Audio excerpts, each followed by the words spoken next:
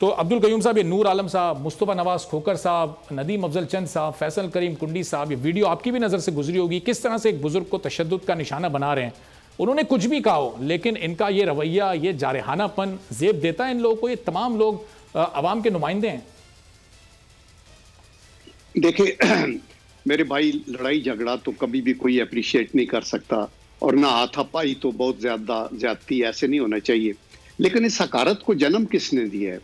आप ये देखें कि ये हुकूमत तहरीक इंसाफ की जो गई है, ये उस वक्त जब आए थे 2018 में, तो उस वक्त इनकी और सोच थी और मैयार था, और उस वक्त ये फख्र महसूस करते थे कि हमें कौन लेके आ रहा है और कैसे। फिर ये 1 पेज की बात करते रहे, थ्रू आउट कंट्रोवर्शियल अफवाज पाकिस्तान को बनाया।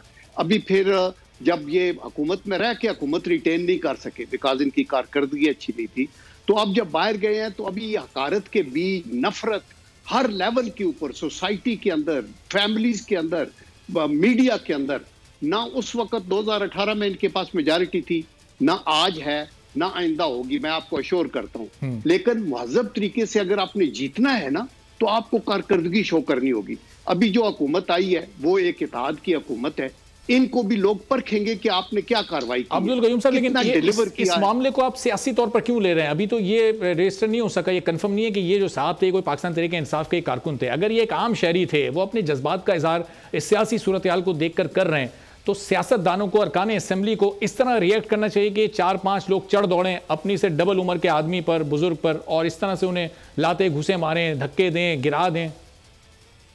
देखिए, मैंने पहले कहा है कि मैं बिल्कुल इसको अप्रिशिएट नहीं करता, लेकिन मैंने उस हकारत की फिजा का, क्या ये अपोजिशन ने ये हकारत क्रिएट की हुई है? ये आप देखें ना कि अभी तो हमारा अफवाज पाकिस्तान का एक पाकीज़ा अदारा है, उसको भी स्पेयर नहीं किया जा रहा। सोशल मीडिया पे क्या कुछ हो रहा है, और हर बंदा जो को बात करता है आइन की, कानून की, अदलिया निशाने पे है, तो ये कौन कर रहा है?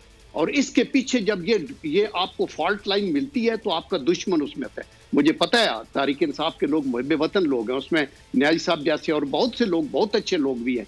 लेकिन द पॉइंट इज, जब लीडर ये बात कहता है कि जी अभी हम आइन को हाथ में लेते हैं, अब मैं नो कॉन्फिडेंस नहीं मानता, मैं इनसे हाथ नहीं मिलाता, मैं अपोजिशन के साथ नहीं बैठता, मैं इस्तीफे देता हूं, तो वो हकारत बाहर जाके फैलती है ना। और उसके ऊपर अभी भी आप देखें कि आप अंदर बैठे, आप इस्तीफे ना दें, आप लेजिस्लेशन में अपना रोल अदा करें, आप कोशिश करें अर्ली इलेक्शन के, पूरी दुनिया वाच कर रही है कि ये इकोनॉमी को कैसे हैंडल करते हैं, ये अपने अपोनेंट्स के साथ क्या रवैया रखते हैं, क्या ये भी सिलेक्टिव जो है अकाउंटेबिलिटी करेंगे, या ये लोगों को पेनलाइज करेंगे, या उनको इजाजत नहीं देंगे कि वो करें। सब कुछ कहें, लेकिन आपके ऊपर भी हदूद कयूद हैं, आपको भी एक तहजीब के इदारे में रह के जाना होता है। तो ये लड़ाइयां आज तो एक होटल में हुई है जो काबिल मुजम्मत है, मैं ये कहूंगा। लेकिन दी पॉइंट इज कि इस तरह की और बातें एयरपोर्ट पे भी होंगी, आगे पीछे भी होंगी। हर बंदे के टेम्परामेंट को आप कंट्रोल नहीं कर सकते। अगर एक बुजुर्ग बंदा इतना ही बुजुर्ग है तो उसको इतना पता नहीं है कि ये फैमिली के साथ जो सियासी जमातों के रहनुमाई, जो कायदीन है, उनकी ये जिम्मेदारी होती है कि वो ऐसी सियासी तरबियत करें अपने कारकुनान की, और आवाम में भी ऐसा मैसेज जाए कि इस तरह के वाकयात ना हो। मैं आपके तरफ वापस आता हूँ अमजद साहब, ये क्या इसको हम इमरान खान साहब की सियासी तरबियत समझें कि उन्होंने वो ज़मीर फरोश, बगैर इल्ज़ामात के, बगैर सबूत के इतने बड़े बड़े इल्ज़ामात लगाए कि अब आवाम के दिलों में एक नफरत, एक गम और गुस्सा उन मुनरिफ अरकान के खिलाफ हो गया जो कि आपकी साइड छोड़कर दूसरी साइड पर जा चुके हैं?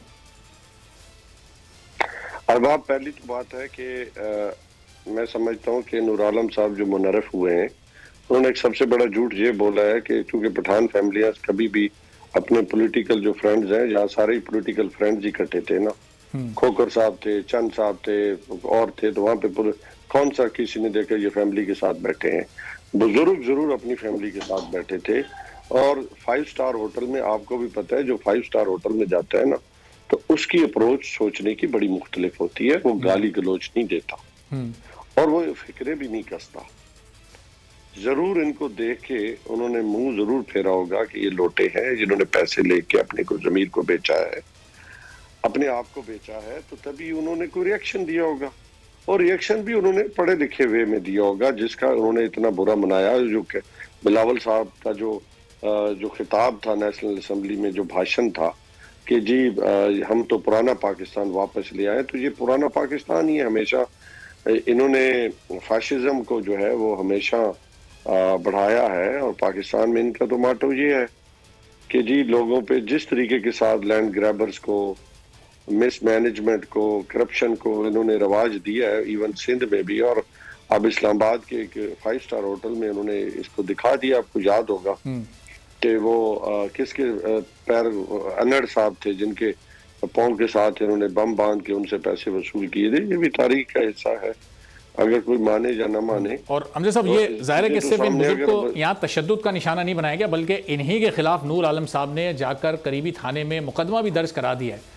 अब ये मुकदमा भी इनको फिर वो एक और वो कहते हैं ना, चोर उल्टा कोतवाल को डांटे, चोरी ऊपर से सीना जोरी, धोस धांधली, यही है ना पॉलिटिक्स, कि उन बुजुर्गों को लोगों के सामने मारा भी किया, उनकी तज़ीक भी की गई, तशद्दुद भी किया गया, और उसको फिर अपनी ताकत के बलबूते पे जो है उन्हें अदालतों में, थानों में जुल्म और ज्यादती का निशाना बनाया जाएगा। ये भी अफसोसनाक है। उसकी वजह ये अपना एक अरबाब समझने की है। इन्होंने पाकिस्तान और इमरान खान की पीठ में जो छुरा घोंपा है ना, इनके नजरिया होता ना, अगर इनमें गैरत होती तो आज तक चलो, अब तो तहरीक अदम तमाम चली गई ना, फारिग हो गए। तो अब इन्होंने, अगर इनका जमीर अभी जो कहते हैं हमारा, हम जमीर के बड़े कैदी हैं, बड़े मर्द हो रहे हैं, तो इस्तीफा क्यों नहीं जाके दिया अभी नेशनल असेंबली में?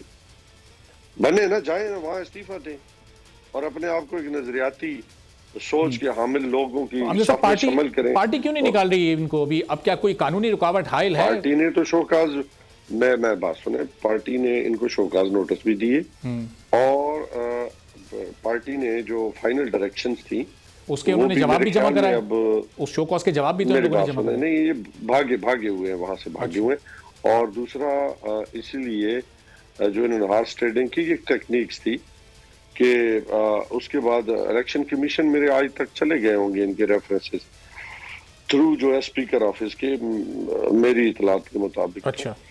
और हाँ बिल्कुल, इसमें दूसरी और ये सिलसिला जो 63A है, हमारे आज भी तहफ़्फ़ुज़ात हैं कि अदालतों ने इसको इतना क्यों लंबा रखा कि इन जो सियासी मंडियाँ लगी और सिंध हाउस हो या पुराना छांगा मांगा की पॉलिटिक्स वो दोबारा जिंदा हुई, और अभी लाहौर में जो छांगा मांगा लगा हुआ है, सियासी मंडी लगी हुई है, तो वो भी आप देखें ना, उसको मैं समझता हूँ कि आज लोग क्वेश्चन कर रहे हैं कि अदालतें 12 बजे तो खुल जाती हैं, लेकिन इस सियासी मंडियों को रोकने के लिए क्यों ऐसा ऑर्डर पास नहीं हुआ? ठीक है, जिसके ऊपर पाकिस्तान की तारीख में ये देखो, ठीक है। अब ज़ाहिर इन्हीं सारे मामलों पर खान साहब ने अवाम में जाने का फैसला किया ना। अब ये पेशावर का जलसा है, फिर कराची का जलसा है, फिर कुछ दिन बाद लाहौर का भी जलसा है।